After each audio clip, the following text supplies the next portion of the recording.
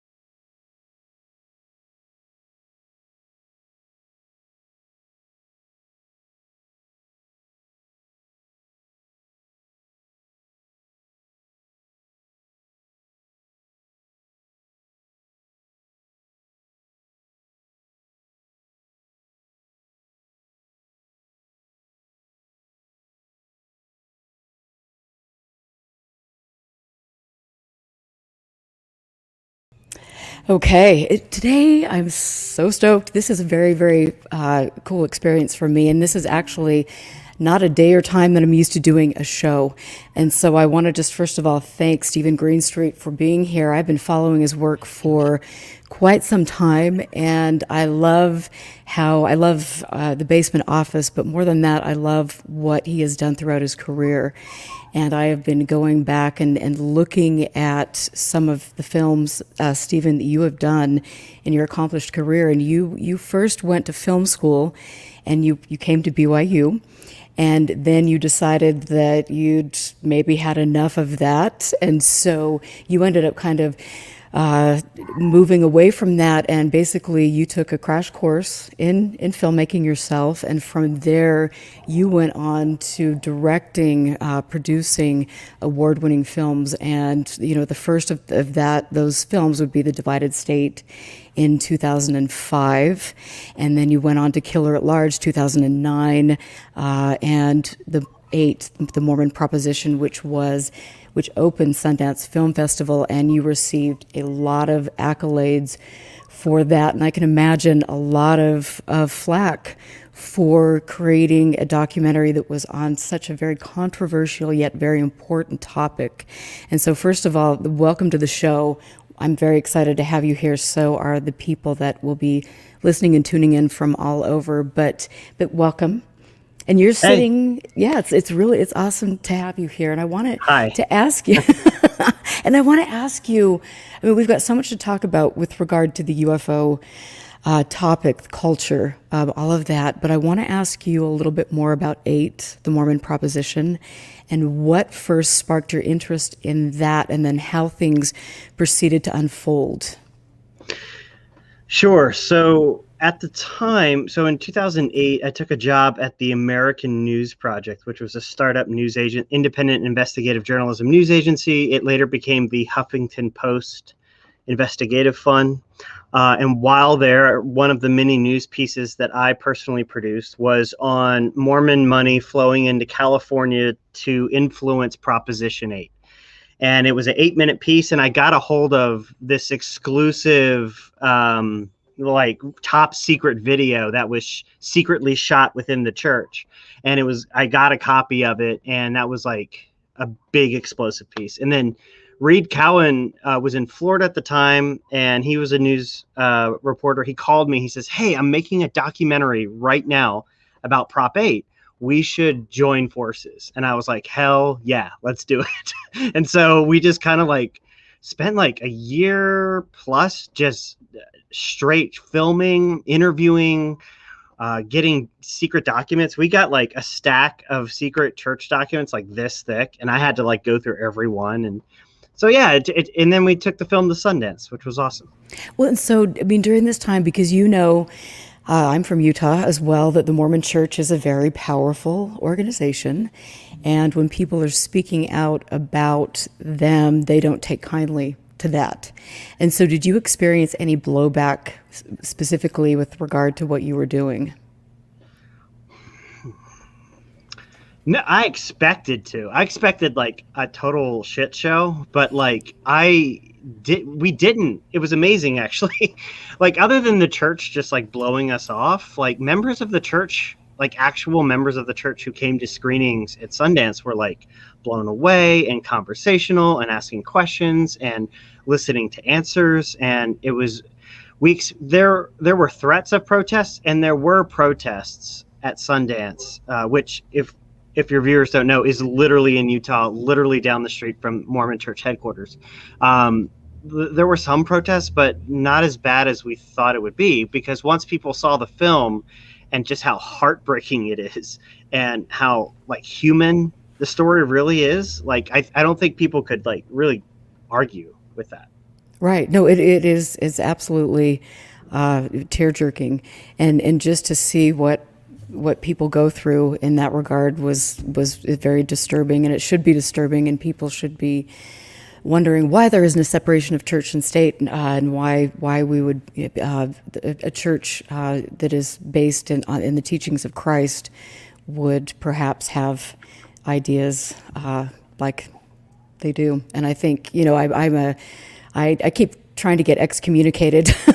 I was born and raised in the church and things, and there are lots of wonderful people that I know that are LDS, but it definitely, for me, I had to leave at an early age because it just didn't ring true to me. And to see having a mom who was a single woman, seeing the kind of discrimination that she faced, not having a husband and things like that, I think that's really unfortunate. And so I know that John Huntsman, actually, his lawyer, Patrick Shea, reached out to you, correct?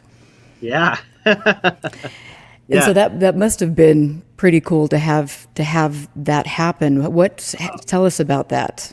Okay, so this is like so crazy.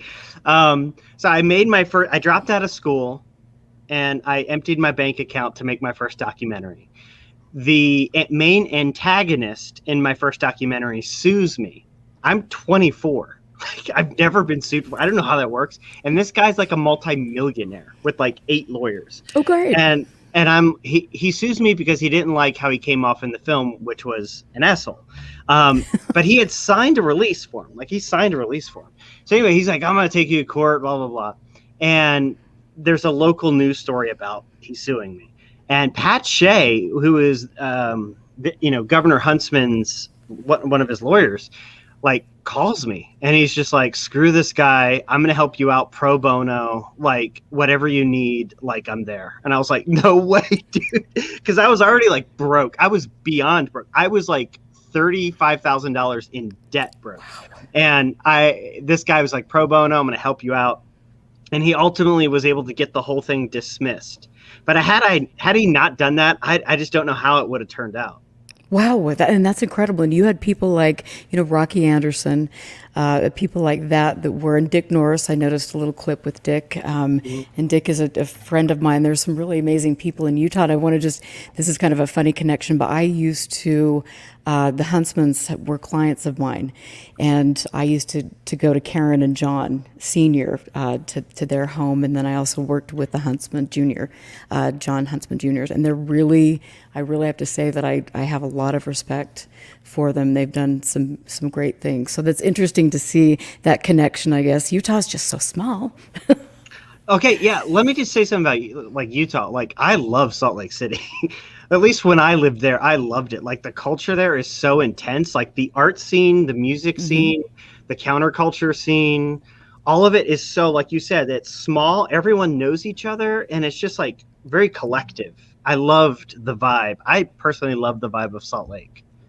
And it's growing so much. It's changing, and for the better or for the worse. But I mean, you're right. Salt Lake has some of the best musicians and artists in the world. I mean, just lumped here, it's just amazing. I love Salt Lake. I really do. Even though sometimes I need to go on vacation for extended periods of time, but that's another story.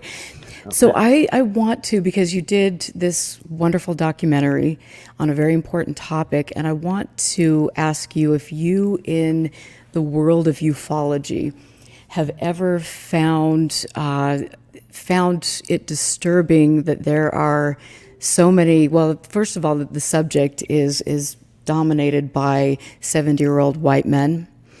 And there is an undertone of racism, sexism, and homophobia in the culture. And have you ever encountered that, or have you gotten into it in that regard?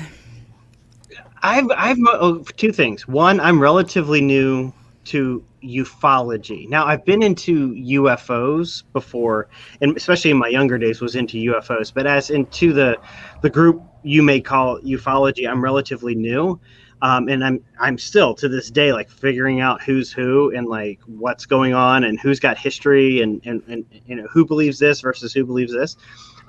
Yeah, there, and I'm trying not to immerse myself in it, like, because that's not my focus. I don't want, I don't have an interest to, I have noticed like there's definitely with any group, especially any faith-based group, meaning believing in something that isn't 100% there, meaning you have no 100% evidence, a faith-based group, you're going to find some weirdness and you're gonna find some ugly things. But I think that's with like every group, so yeah, I guess I'm not as into ufology as you may be.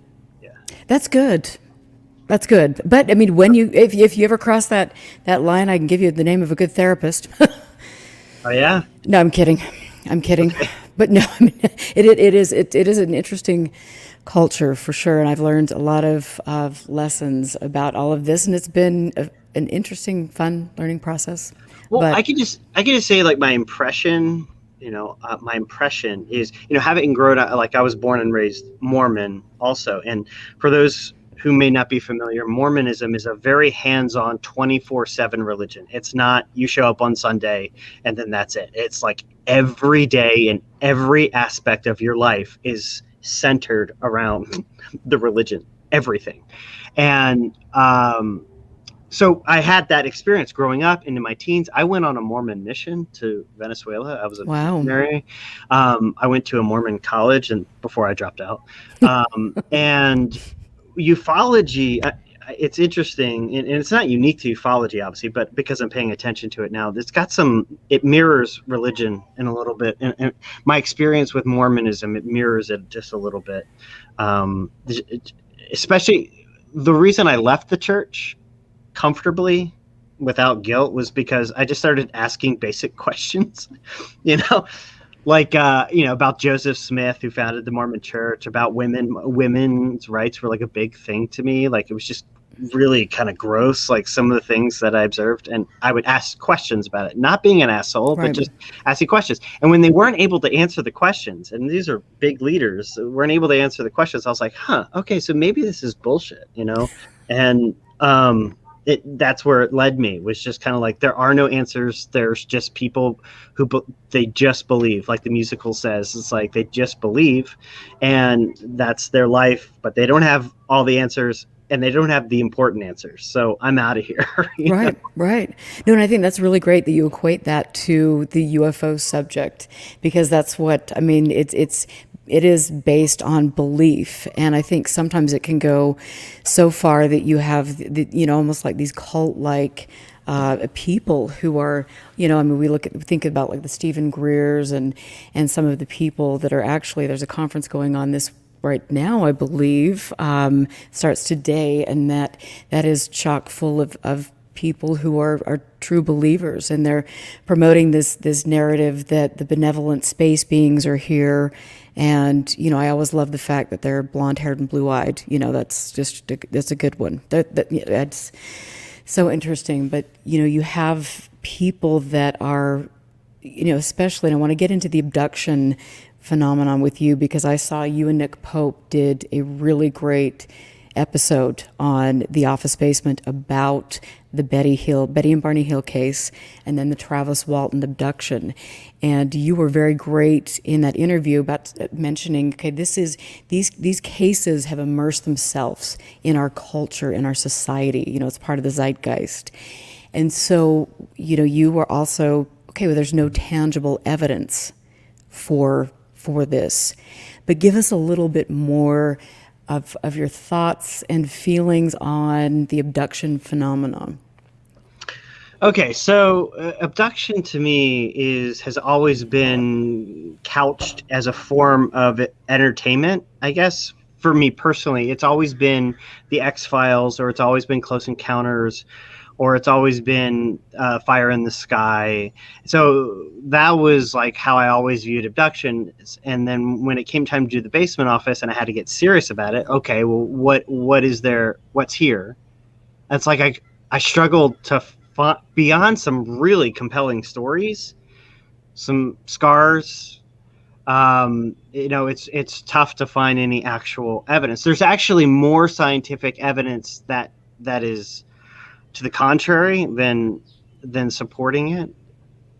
But at the same time, I'm not like, I always keep 10% of myself open to the fact that I'm completely wrong, and that my hubris in assuming that I could figure out the universe's truths may be misguided. And so maybe it's just, my monkey brain just can't see what's really there, Yeah, but I think that's good, and I think that's part of you being a great investigative journalist, and somebody who is looking at things rationally, and that's something that is gravely missing in the topic, because we're more, in the UFO world, we're more likely to believe that somebody's been, hit by a beam of light and taken aboard a spacecraft for 5 days than we are to actually look at hard evidence.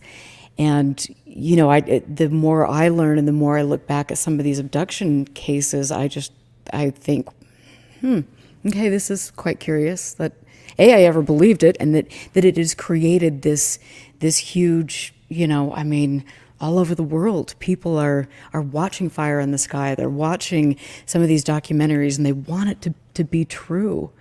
But I don't know. I don't know either. There is, for those who seek God for meaning, there is a parallel to those who seek aliens for meaning, because it's like, it's a validation of existence. It's like, you were created, there is a plan, there is a purpose, and you're a part of that. And that it's a way for people to feel special. That's how religion is. It's like, God created you. Like, he went out of his way to create you, and you're special, and you're part of this awesome plan. And with ufology, it's the same thing, whether it be a truth seeker, experiencer, however it may be, it does have a feeling of uniqueness. I'm special, and that we're all part of this awesome plan, in the universal plan, that something's happening, and I'm a part of that. It's exciting and it's fun, and that's definitely a big aspect of ufology, is that it's fun. Well, and I remember when like I said, when I first got involved in this publicly, it's like I was, going to conferences, speaking at conferences, just interacting with some really interesting people. And it was like my mind was so wide open, and I was reading Whitley Strieber's Communion and all of these, John Mack and all of these people, and just thinking, wow, I really got taken in by all of that. And so, as I have personally done a lot of research and have a wonderful archive here, when I've peeled things back, I've kind of noticed that there's there's a seedy underbelly in this. And so, which is unfortunate, because I think people really genuinely deserve answers. And there are people who are having incredible experiences, and they should have a community around them that's supporting them and not trying to manipulate them, like somebody like Richard Doty, for example. You look at Doty. What are your thoughts on Doty, by the way?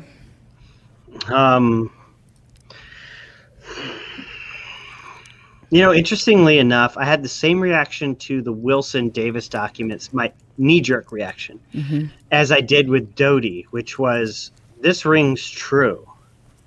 So with Doty specifically, having recently just watched Mirage Men, and so that mostly being my basis for all my Doty is the idea of the military pushing UFO sightings and pushing UFOs in the skies and stuff like that to cover up something made sense to me. I was like, oh yeah, I could tell that's 100%. That doesn't seem like a stretch. It's 100% in their playbook. It's classic counterintelligence. Oh yeah, I could totally see that happening. So I was like, wow, this is fascinating. And how widespread is this actually? And then the curveball is like at the end where he's just like, nah, I'm a believer now. And he's like being welcomed with open arms to UFO conventions. And I'm just like, no. Like that guy.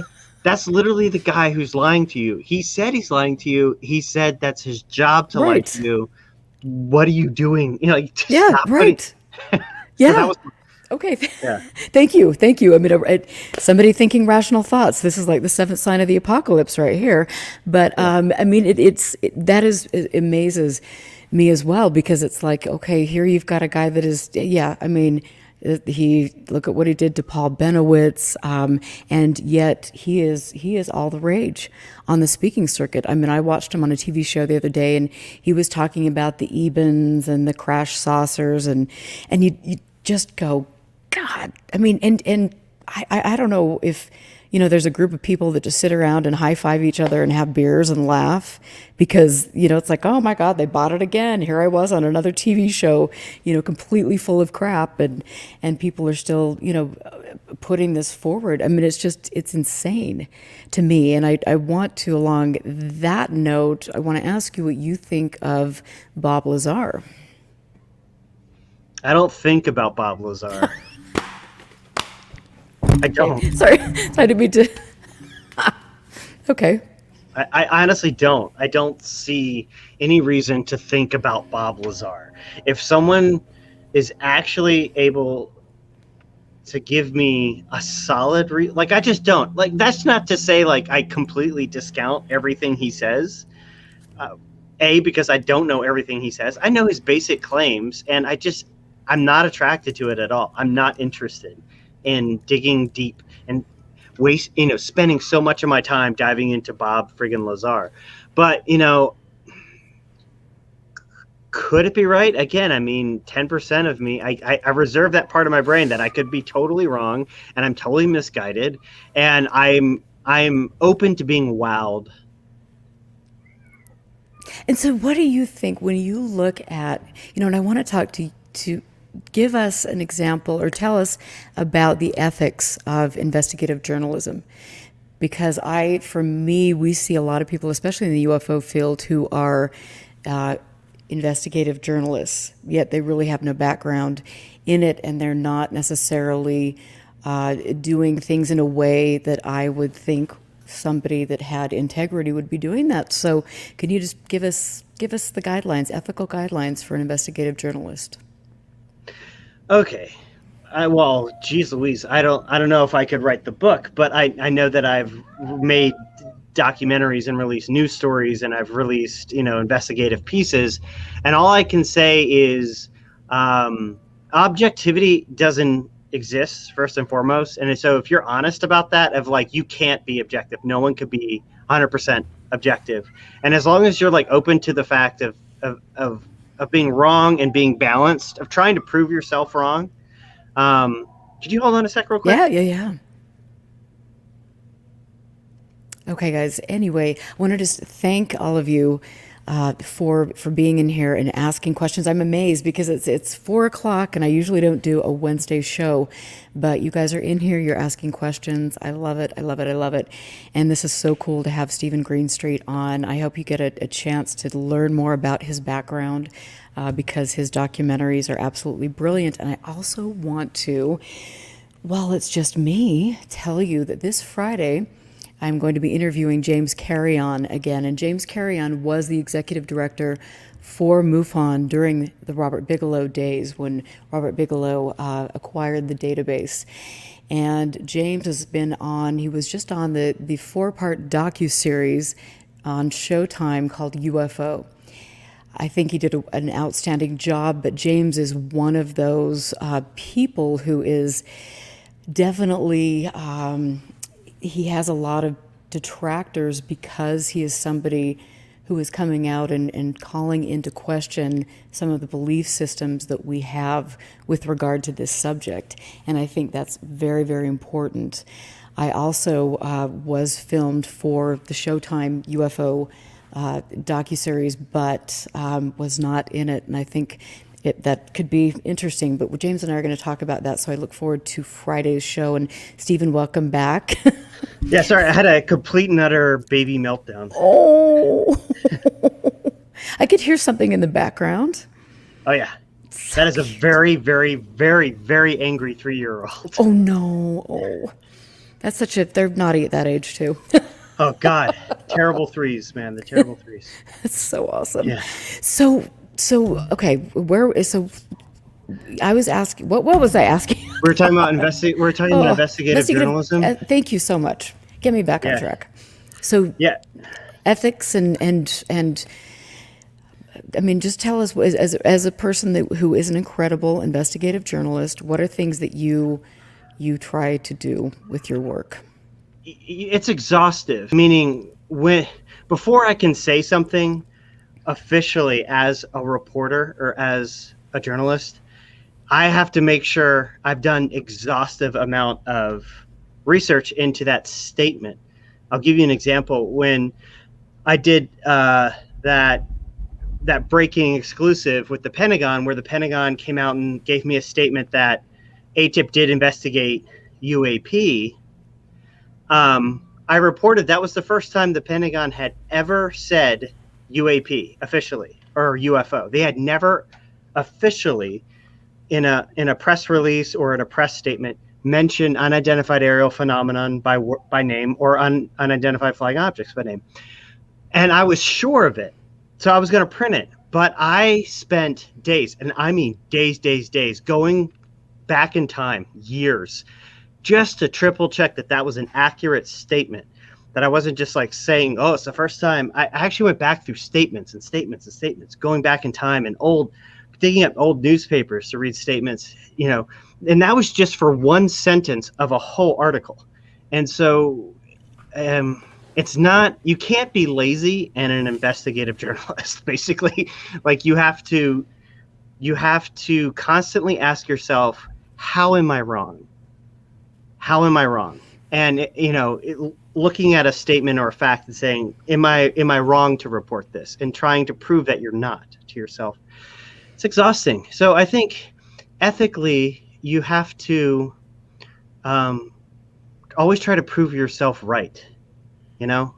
Always, like, you're almost arguing with yourself, proving to yourself that you're right. And when the evidence is strong enough that you can, that it's there, Mm-hmm. that there's just so much nowadays where it's just it's just so lazy. It's just a circus of blase, like, well, fucking aliens, over here, and well, saucers are just like dropping out of the sky, and it's like these aren't on GeoCity blogs or somebody's random Twitter. It's like major news companies are just copy pasting the laziest stuff. I mean, I guess I shouldn't be surprised, but it's like, it's infuriating because even more now, I'm trying to batten down the hatches on myself, and I'm trying to be even more careful about what I say and how I say it, because it's just like a fireworks show. It's just pew, pew, pew, just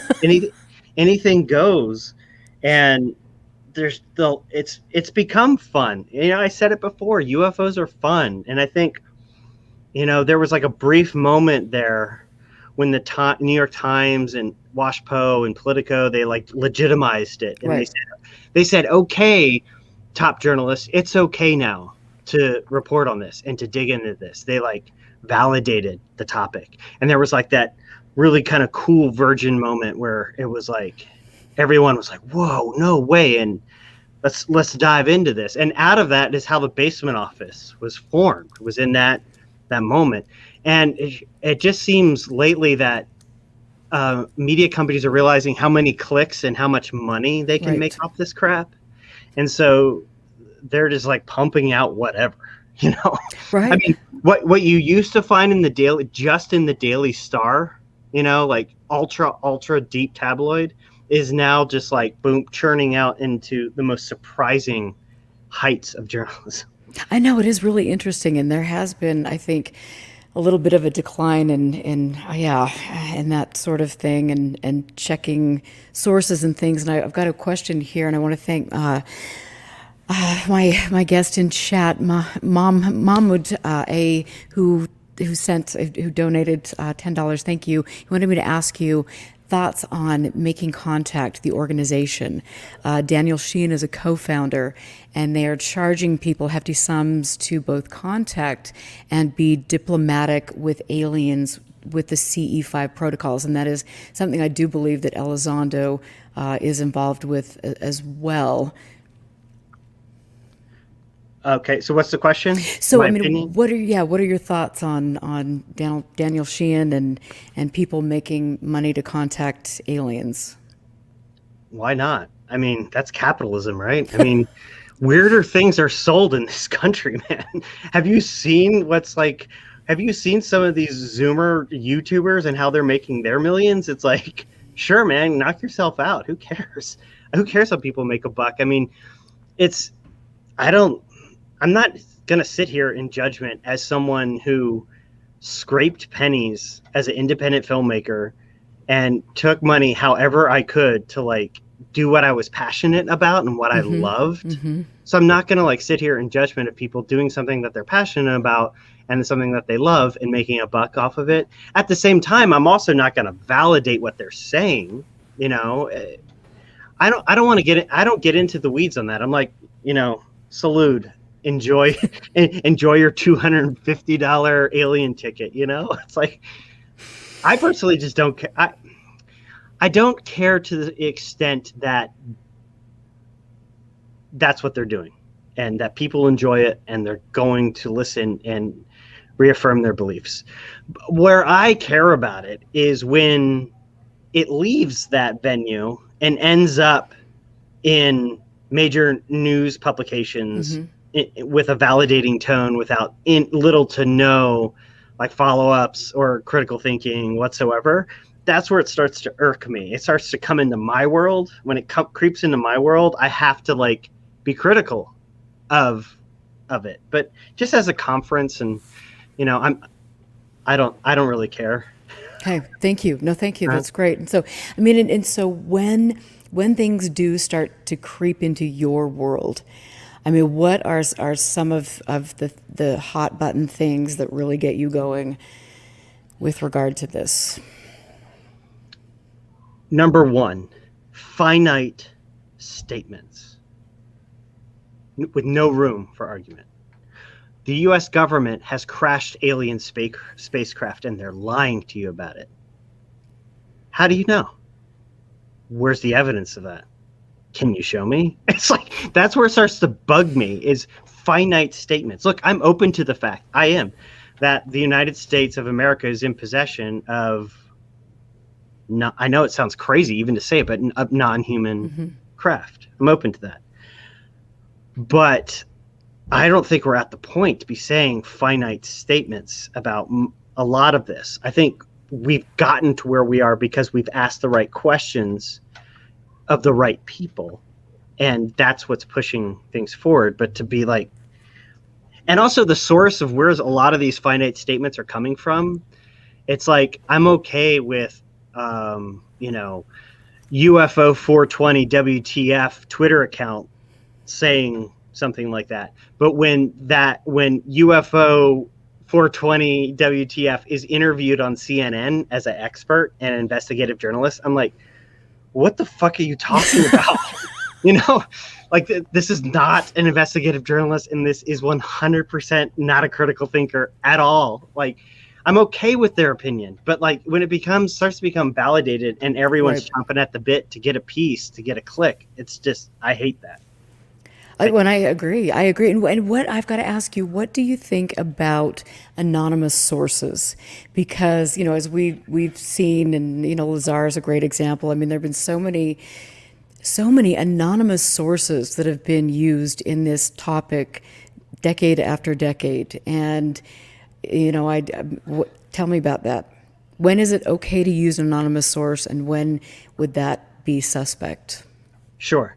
So, I'm actually, because I have dealt with anonymous sources before. I mean, I got, as I said, for the Mormon Proposition, someone within the Mormon Church, like actively employed by the Mormon Church, provided a stack of sensitive secret documents. And like revealing who that person was would have done two things: destroyed their life, and two, distracted from the main story. And the main story was what was in these documents. And so, we vetted and found out and like clarified everything, but it wasn't the point to like reveal this person and to thrust them out in the limelight. No, it's the documents and it's the revelations and the money trail within. So I think it's advantageous. I mean, it helped, get Nixon impeached. It's led to the fall of presidents. And there are people in sensitive positions where their names aren't necessarily, if you've done your job as a journalist to vet them, which I hope everyone does that, then the information that they have to provide is often transcends who they are as a person. And we often find out eventually who they were anyway. We usually eventually find out who the sources are.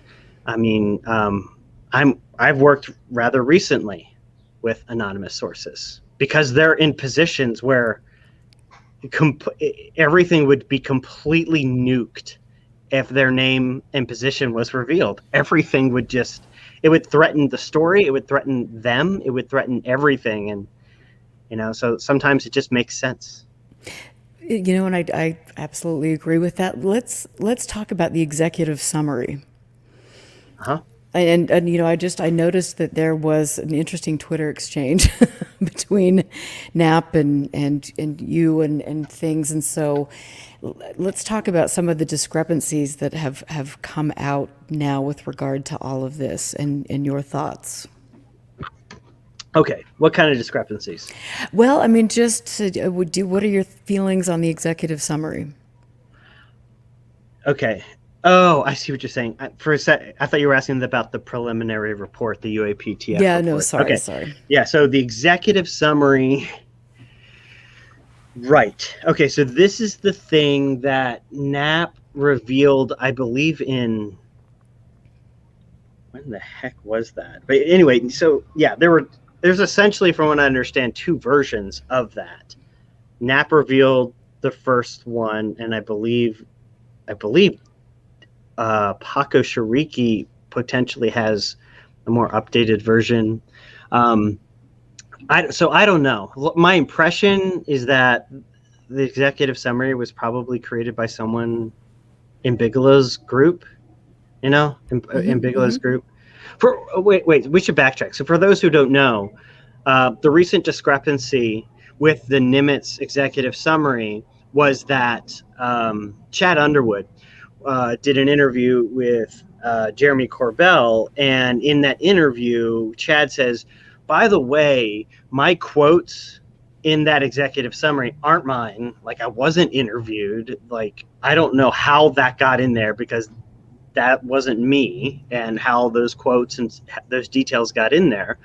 And so that was just recently. And so it started a potential house of cards where it's like, well, what else is in this executive summary that could potentially be false? Because understand that people like Chris Mellon and TTSA and Tom DeLonge have called this executive summary the official report. Mm-hmm. This is it, and this is the report.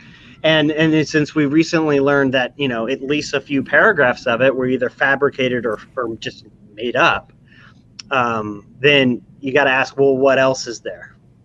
Because this really, was this executive summary one of the things that the original New York Times reporters read? Did this thing start this snowball? And now we're looking back and going, oh crap, like maybe maybe this isn't 100% like we thought it was.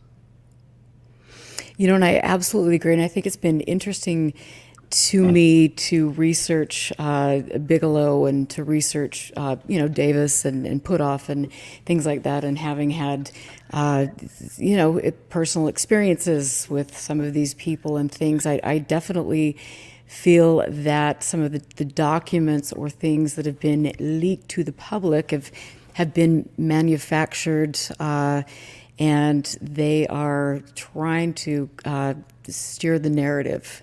For what reason, I'm not quite sure. Is it just to garner funding? Is it to create a religion? What are the motivations for that? Or it's all true. And they're actually trying their damnedest to inform everyone of what's really going on. Like, I have that 10% of my brain that's open to the fact that I'm missing that right now, that's actually what's happening, that it's true, man. So, but I do agree with you that most of my brain and most of my logic recently, especially, sides with something doesn't smell right.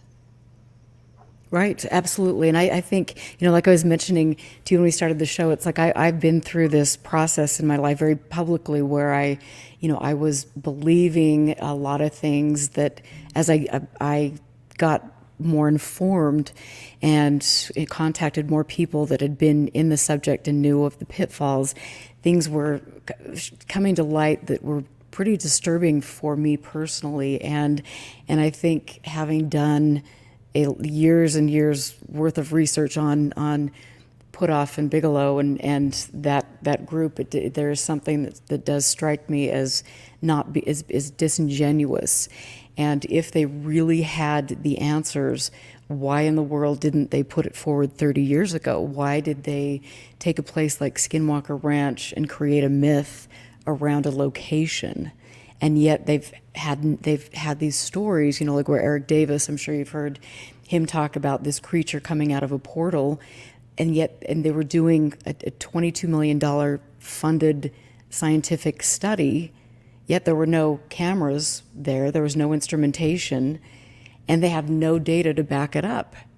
And so it's like, okay, it seems to be the same group of people that are continuing a narrative without an end in sight. And I find that very, very interesting. Yeah, I when I first filmed episode 1 of The Basement Office, which was like the very first time I ever talked about ATIP or OSOP or any of these other groups, on the cutting room floor is a whole conversation where, is it on the cutting room floor? I think so. I think we cut it out because I think everyone else thought it was boring but me. But where I play devil's advocate, and I was just like, I talked about, like, could it be a sweetheart deal? This $22 million from Reed to one of his donors, a science fiction fan, and it's like, hey, buddy, thanks for being a supporter all these years.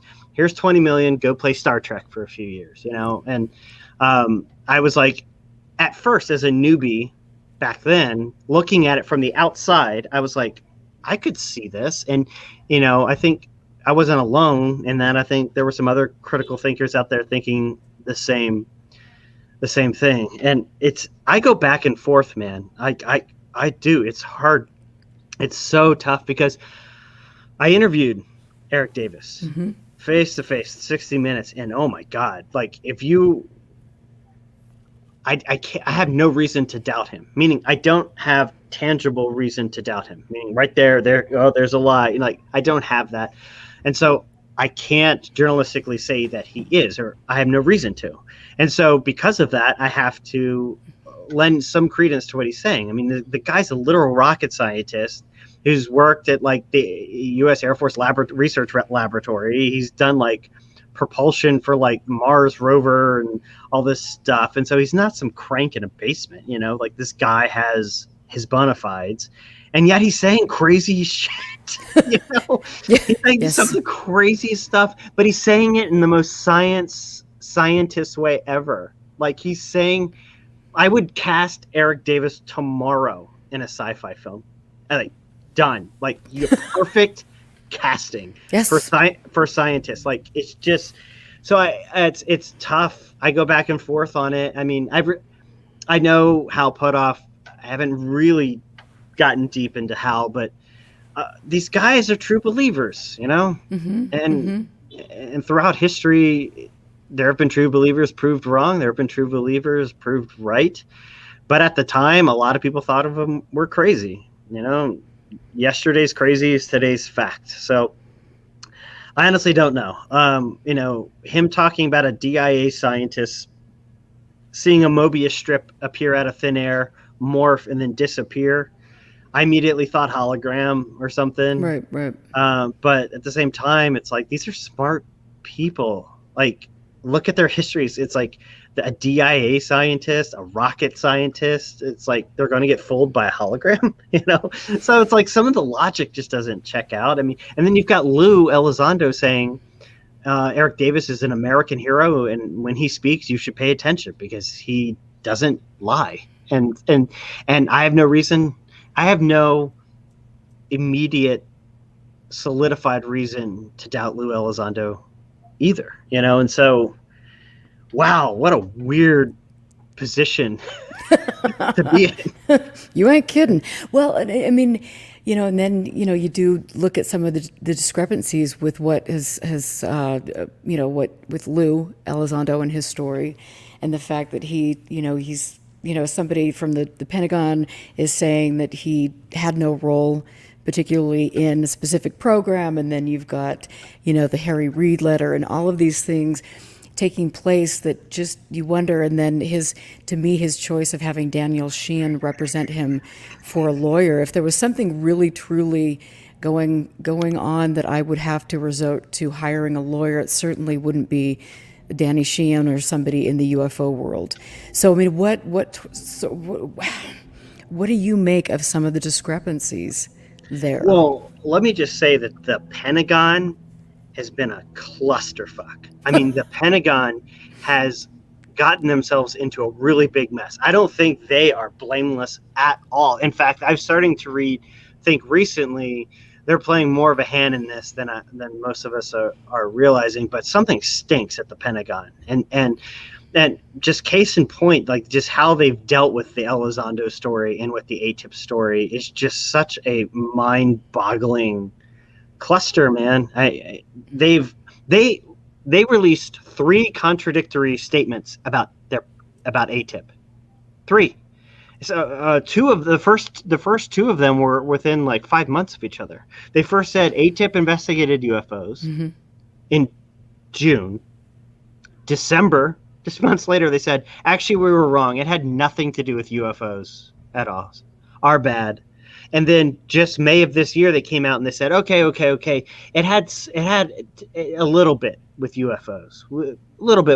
It investigated UFOs a little bit. So what the fuck? I mean, it shouldn't be that hard. It's not like this was a SAP. This was not a special access program. This wasn't even a top secret program. You know, you shouldn't have to dig that much to get it. And then the Pentagon, I know for a fact, doesn't knee-jerk a statement. You don't call the Pentagon and say, hey, Pentagon, do you have a UFO program? Oh, you did. Thank you. Bye. It never goes like that.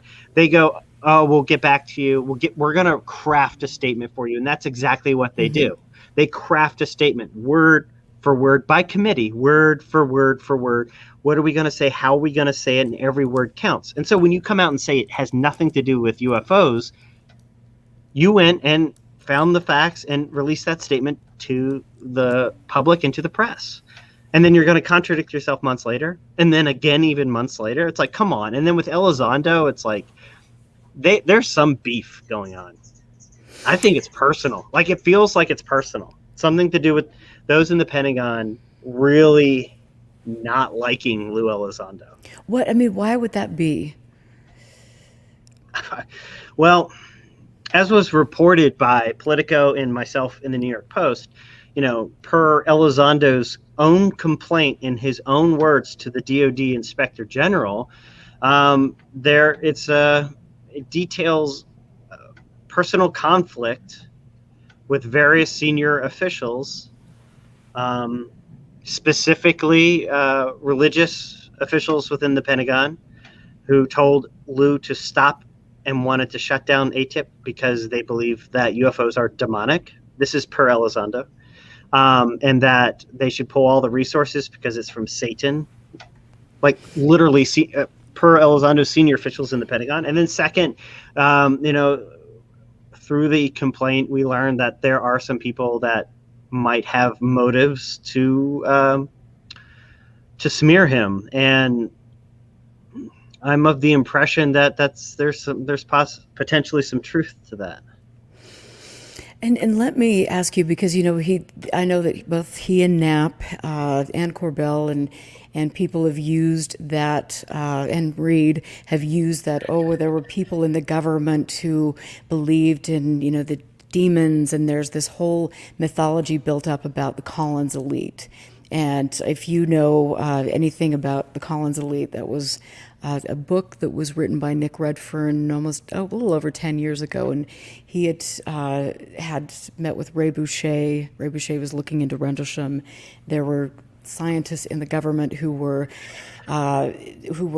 coming forward because there were some awful experiments taking place, yada yada.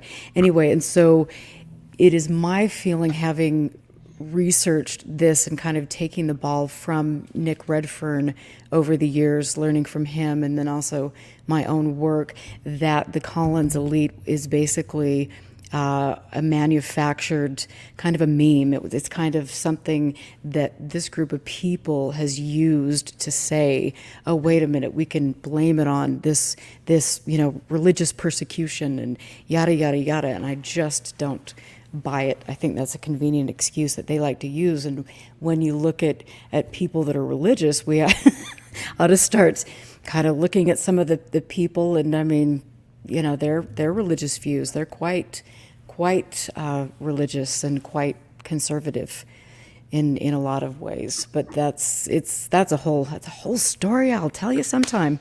Well, two things. One, specifically with the allegations that senior level Pentagon officials were, based on religious reasons, wanting to shut down looking at UFOs. I've looked into that, and as an investigative journalist, and from what I've seen, that seems really credible. It's all I can say. Okay. But it appears to be credible. Appears to be a credible thing. But also, just like, I think another thing we're learning is everyone seems to overestimate the government and overestimate the U.S. military. I mean, just a week and a half ago, the government was saying, we're not going to have any issues with extraction in Afghanistan. It's like, I think people seem to treat the military, especially, as sacrosanct, is near flawless, all powerful. Right. It's not the case. If you think that, it's because they've gone out of their way to make you think that, because that perception of strength, that perception of superiority, really lays geopolitically status in the world. But when you get into the weeds, when you break through that facade, as it were, you begin to see that's not necessarily the case with anyone. Everyone's embellishing, and everyone in a way is a little bit of a paper tiger. Absolutely. And so, and that'd be interesting. And I hope at some point you can talk about the verification as to what you were looking into with regard to some of the top military officials. I mean, I know that there are definitely, we would hope that people in the military, and this is a pipe dream, would not be using religious things to study or take seriously a alleged threat to national security. That seems a little strange to me, that they would just write it off and say, oh, it's demonic, when then you've got this other group, Elizondo and co, coming out saying it's a threat. Well, yeah, I mean, my argument to Lou was, if these UFOs are satanic, wouldn't religious people want to fight them? Yeah. The idea of what Jesus would fight them. Get the holy water out. Yeah. That would be good. And so now Lou had mentioned, I believe, on one of your shows, that he might be running for office. Tell us about that, just for people that aren't up to date on that. Well, so Lou's kind of pissed off. I don't know if you can tell, but he's been getting more and more pissed off about how the Pentagon is dealing with his story and what he perceives to be a smear campaign against him of disinformation about what the truth is. And he's become more and more frustrated because, according with the Pentagon, we haven't gotten past go yet with the Elizondo story. They're still back at the starting point. Everyone else has moved on, but a lot of people don't realize the Pentagon hasn't budged on Elizondo. And it's been years now. I think he's frustrated, and he's just like, fine, you know what? I'll just like run for Congress, and then when I'm a congressperson, like I'll tell you what the hell to do. I'll make it happen myself. So I think it's out of that frustration where he, at least publicly, he says he would reluctantly do that he doesn't necessarily want to, but he would do that to put the government's feet to the fire, to become an insider in government and make the government be more transparent. But as we all know, that is a extremely tall, steep hill to climb. Any idealistic person who thinks they're going to get into Congress, a first elected out of nowhere person, and change the system that has been there and ingrained for decades, if not over a century, of one of the biggest, military industrial complexes on planet Earth, is quite optimistic. Absolutely. That is true. And I wonder too, because, and I've got to ask you this, I think for me, this has been an interesting thing to look at. But when you go back and you look at radio programming like Coast to Coast, and you go back over the years and you look at some of the people that they've brought on to the show, you have people like Roger Stone, you have people like Stuart Rhodes, who was the head of the Oath Keepers. You have people that, Alex Jones, you have people that are definitely out there a little bit. And I wonder, like for me, I've always just kind of asked myself, why in the world would these types of people be intermixed with the UFO, a topic, the paranormal topic? And, as I look back in all of my magazines, my research from 50 years back, it seems like there has been a definite type of person that would be supporting that conspiracy theory. And so do you think that some of these people, what is your thought on that, first of all? Do you find that strange that those people would be guests on a paranormal radio show? Give me an example of a guest on a paranormal radio show. So, Roger Stone. Oh. Okay. Well, no, it doesn't surprise me, man. Everything is, everybody who wants power needs a story. They all need a story. And most of the time that story is either going to be embellished or straight up made up, because you gotta win the hearts and minds of supporters, and so everyone does that. And, Roger Stone, for example, huge Trump supporter, and there is no doubt that Trump created a story, and he created a story that he knew some people wanted to hear, and they heard the story and they were like, hell yeah, that's what I believe. He said the thing that I believe, and I want to be with that guy. And everyone does that, it's not, these aren't like noble crusaders, rare are these pure-hearted noble crusaders who are out there like trying to make good in the world. Like, no one's, those people exist in movies for the most part. Everyone's got an agenda and everyone wants power. And so, no, it doesn't surprise me that Roger Stone goes on Conspiratorial interviews, because he knows that people on the other end of that radio show are the people who are going to go, that's the same thing I think. He's saying the thing that I believe. I want to be with that guy. You go to where you think you're going to soak up like a vacuum cleaner the most supporters, whether that be for financial gain or political gain, however that is. So no, it doesn't surprise me. Okay, and thank you. Yeah, just for me, I just thought that was a very interesting thing, and I want to ask you while I'm thinking about this because I think on your resume this is a very very cool thing that you did, but you worked for the State Department. And I love that. I was watching some of your videos last night, just amazing. But I mean, you were in charge of creating video content, and then watching to see. Propaganda. Okay, I was making soft American propaganda and collecting taxpayers' money to do it. No, but I was hired as a contractor for the U.S. State Department. I had a secret clearance. If you could believe that, there's no way the U.S. government should have given me secret clearance. I'm the last person. I just have no idea how it happened. It still befuddles me.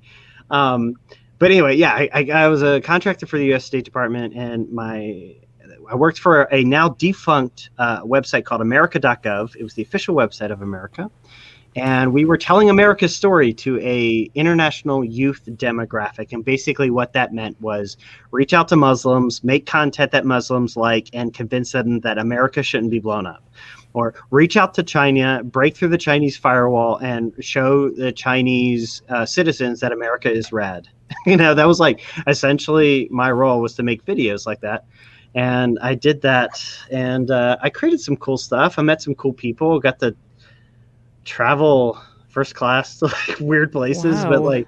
But it was awesome. It was fun, and it was a cool look into our government. And one of the biggest takeaways I took was the government is bloated. It is so huge. I don't think people realize just how massive the government is. When they say the right hand doesn't know what the left hand's doing, it's 100% true. There are people in your own department who never meet. There are it's just bonkers how large the U.S. government is. And so, I want to ask you with the creation of propaganda, I mean, wouldn't the UFO subject be a perfect place to promote propaganda? Sure. I mean, I think there is no doubt that happens actively every day, and it is in fact probably at the top of someone's to-do list right now at some intelligence agency, is to come up with the next propaganda piece. It's just the nature of intelligence. Mm-hmm. It's the nature of psyops, and it's the nature of keeping people, the masses, emotionally controlled. That's been done forever. So yeah, but my experience was more like The Office, like the TV show. It was it was very bumbling. It wasn't super secret. It wasn't Woodward and Bernstein. It wasn't Deep Throat. It wasn't like Smoking Man and X-Files. It was boomers in charge trying to figure out social media and stumbling over themselves trying to do that. That was my experience. And it was just I'll give you an example.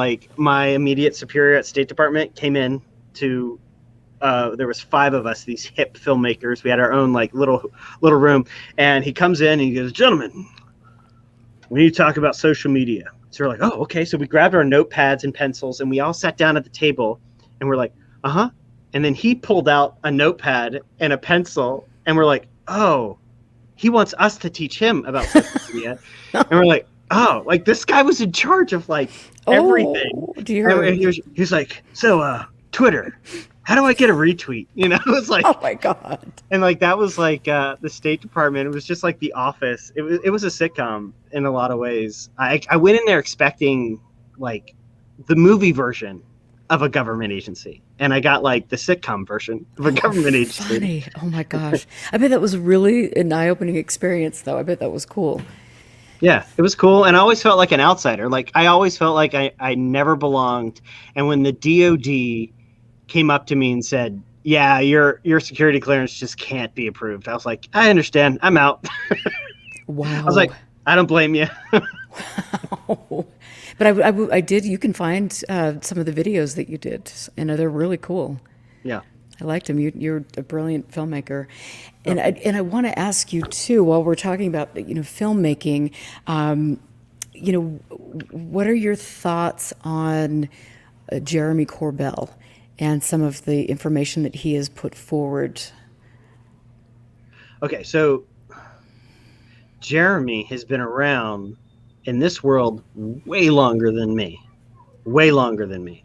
and he's dedicated at least the latter part of his life to this and probably nothing but this. And so he honestly, Jeremy reminds me a lot of myself when I was younger, just like hyper focused, hyper energetic, hyper obsessed, hyper passionate. And sometimes, you know, looking back, I would get like blinders on and lost in the weeds a little bit. And it could be said that we wouldn't be having a lot of these conversations if it wasn't for a Jeremy Corbell or a George. And in fact, we wouldn't be if it wasn't for a George Knapp or a Jeremy Corbell or Lou Elizondo. And so if they've played a role in cracking the eggshell of truth and getting into what it really is, that's a positive thing. I have taken issue with some statements that have been made publicly, because I do consider him a very public figure. Mm-hmm. Now, he might have been, you know, like considered a cult figure before, meaning like a niche figure before. Right. But like, when he goes on CNN and he's going on like big networks, and then the next day saying like the government has alien spacecraft and the objects above the USS Omaha were like spheres and otherworldly and things like this. I'm like, how do you know that? I'm open to you being right. Just let me know. I'm open to you being right. How do you know that? And it's like, oh, well, it's like, that's what I wrote on my Instagram. Okay, well, how did you get that information to your Instagram? Well, I can't tell you because it was like a secret source. Okay. Well, that's not convincing to me. I'm sorry, but it's just not. And so I've asked questions. I haven't gotten many answers, and I feel like call that out, because I just feel like a lot of people are gravitating to that and not being critical of the information they're receiving, you know. And I've seen that before. You know, I grew up in a religion, and I saw that left and right, you know, all the time. Just people soaking in information and never once going like, wait, what do you mean? Right. You know, or asking basic stuff. So anyway, I semi-aggressively started doing that lately, and I've pulled my my foot off the gas a little bit, just because I'm sensitive to the fact that like this is a lot of people's lives at this point. Mm-hmm. You know, like my parents, for example, decades in the Mormon church, like that's their whole life. They're going to die believing that, and they're happy with it. They're happy. It makes them happy. It makes them feel good. And I would be a total dick if at this point in their life to like go at them and try obsessively to take away that which makes them happy and that which gives them enjoyment. And so I pull my foot off the gas and I go, you know what? You do you be happy. And so that's kind of where I am now.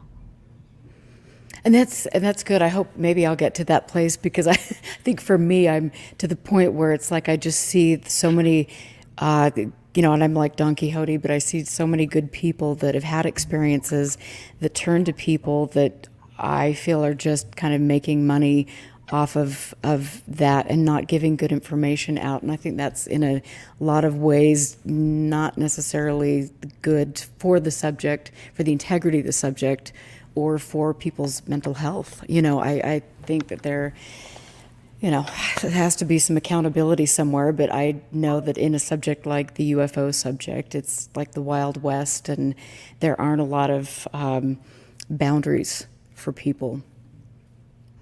Yeah.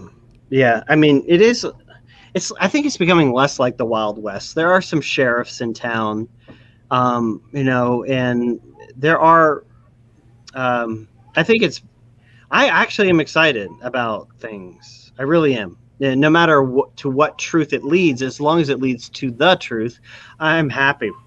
And I'm glad there's momentum, and I'm glad there's more eyes, and I'm glad Congress is involved on a serious level. I'm glad, you know, Senate Intelligence Committee is actually having briefings. I mean, it's unprecedented. And I think that's great, because if something is being covered up, then hell yeah. You know, I've always been, in a way, at Julian Assange, like, you know, fuck the bastards. Yeah, and if there is a cover-up, I worry, though, a little teeny bit, that this group of, or a certain group of people is kind of using this to stoke kind of the QAnon flames. and things, and that distrust in the government, and man, you patriots, let's get out there and we're going to take on we've got this distrust in the government now because they're not releasing UFO files and things like that. And so I think that can go. I mean, I think there are two sides to that, and that the side I just spoke about is a little concerning to me. But what are your thoughts about QAnon, and have you noticed any relation to the UFO community? I mean, I haven't noticed I haven't noticed a connect the dots QAnon to UFOs. I haven't, not that I'm aware of, noticed that.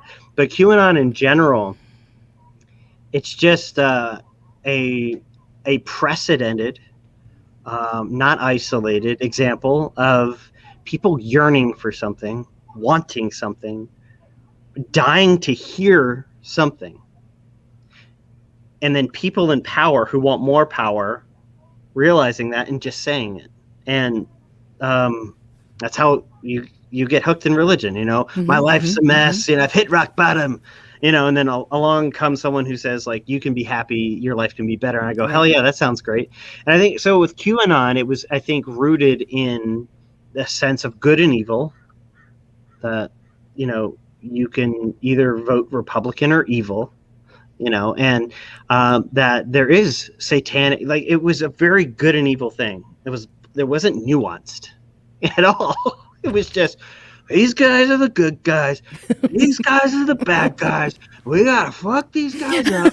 It was just like that very simplistic thing, and people like it when it's simple. They like it when you tell them what's going on, and they like it when that thing is very simple to digest. Anything beyond that is like, it's like they get confused. And QAnon tapped into that, and because they told people what was going on. You're good. You're one of the good guys. Yep. And these guys are bad. In fact, they're like Satanists, and we need you to help us mess these guys up and get them out. And it was like elementary school logic. But unfortunately, I mean, the entertainment industry makes billions of dollars off elementary school logic. It's like people are looking for that. They want to feel special. They want to feel like they're part of a crusade, that they're part of something that they think is going to be good. And if you look back in history, most of those movements are crazy. Absolutely. Most of those movements are nuts and rooted in something really bizarre and dumb. Brilliant points, I have to say.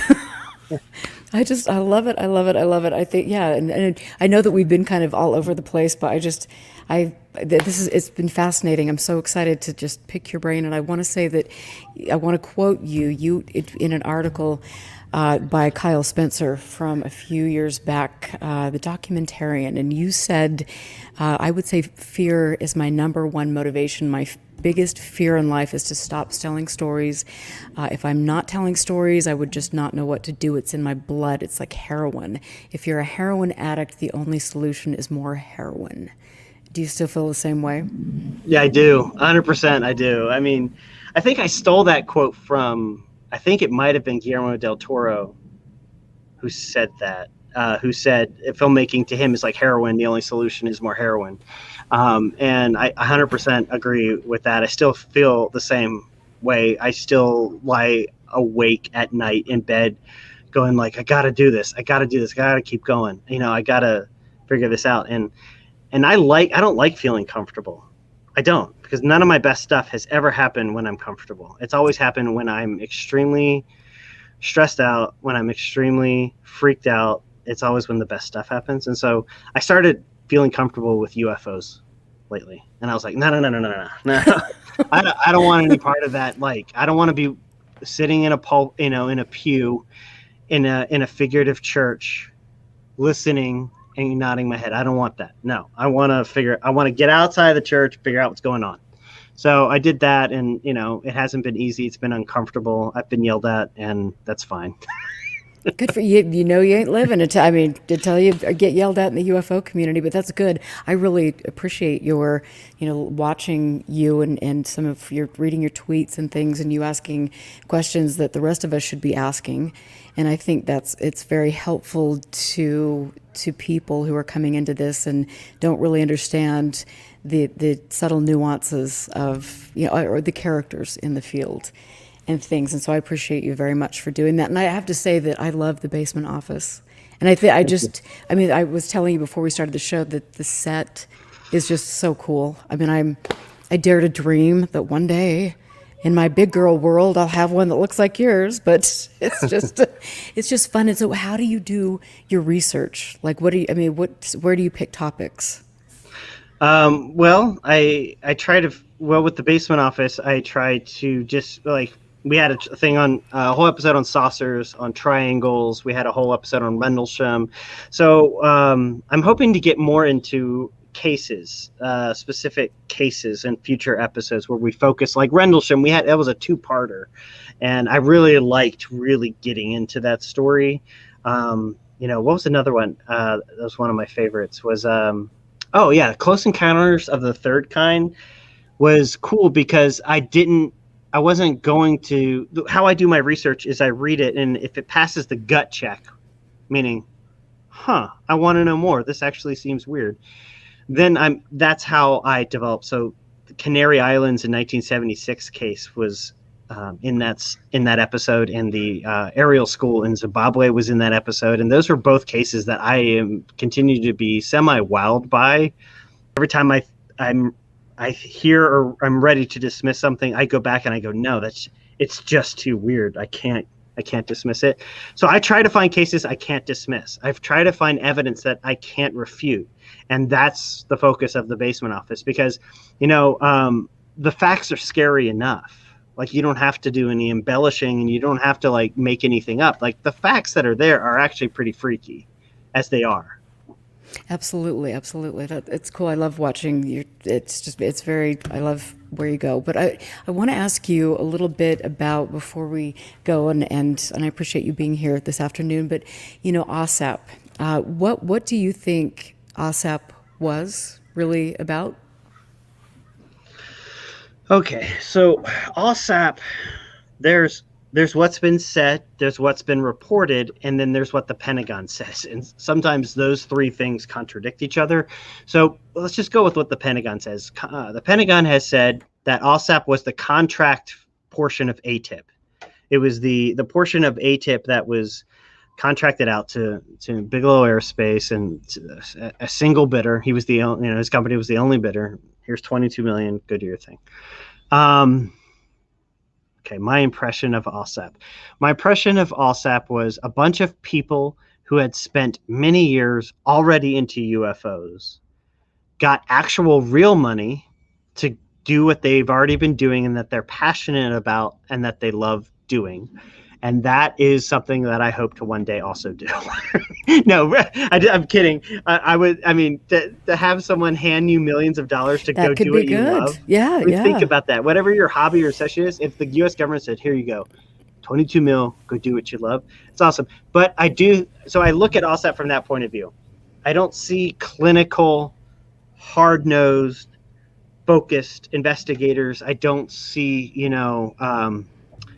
I don't see like MIT scientists, this like laboratory setting. I see people who are passionate about what they do, are adamant about what they believe, and they were funded to do that. And then they went out and did that and came up with 38 awesome reports, man, because like the government paid for a report on Stargates, man. That is rad. I'd much rather they do that than like start a war. Well, and interestingly enough, the government paid for security guards at Skinwalker Ranch to put on makeup and go hide in the bushes in their ghillie suits. So, true. That sounds like the best job in the world. Yeah. I'm not even kidding. What did you do today? Dude, the government paid me to put camo on, a ghillie suit, and run around in the bushes. You're living the dream. You are living the dream. You're living something, going to Walmart and buying scarecrows and putting them up in the bushes by the gate of, hey, let's see those people drive to the, gate, and watch how they react to the scarecrow. I kid you not. I've got videos and pictures of this. Slow clap. If that's how you make your living, you're literally making a living doing that. I'm just like, that's awesome. Taxpayer funding at work right there. That's Hey, good. taxpayer money, man, has been spent on the dumbest, weirdest stuff. So, Example A and B. so it's like, who cares? It's like, fine, sure, do that. I mean, but I don't know. Like, I don't want to, denigrate the point that a lot of these people are passionate and they believe it to their core, and they have this personal mission to do what they do. And I can't discount that or say like, shame on you. I can't. I mean, I can't do that. So good for you, man. That's all I can say is good. That's great. We know what they did. There's a 400-page report that we haven't seen yet, but the 38 reports. It's like, great. You wrote about stargates and wormholes and black holes, and those things are awesome. And what was really fascinating though is, the 22 million that allegedly went into studying Skinwalker Ranch, that the people on the ranch were never ever given equipment to conduct an investigation. There was never any instrumentation on the ranch to conduct anything, which I just found it was really strange. I'll have to. I don't know that. Yeah, no, I do. I mean, I've never heard that. I mean, maybe I have heard that, but honestly, I just can't formulate an opinion about it because I haven't dove into that deeply. Well, we'll have to talk sometime if you're bored. I'll fill you in on the Skinwalker thing. I've got stories. Yeah.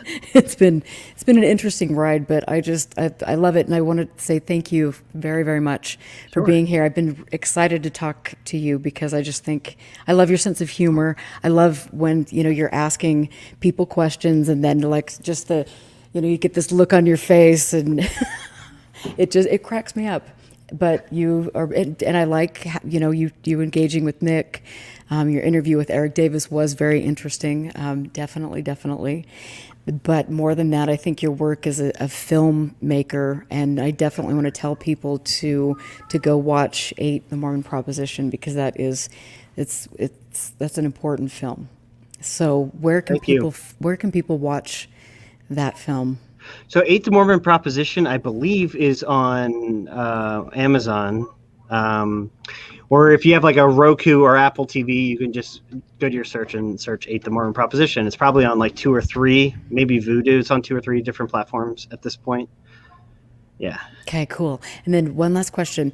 Do you believe the government has crashed flying saucers?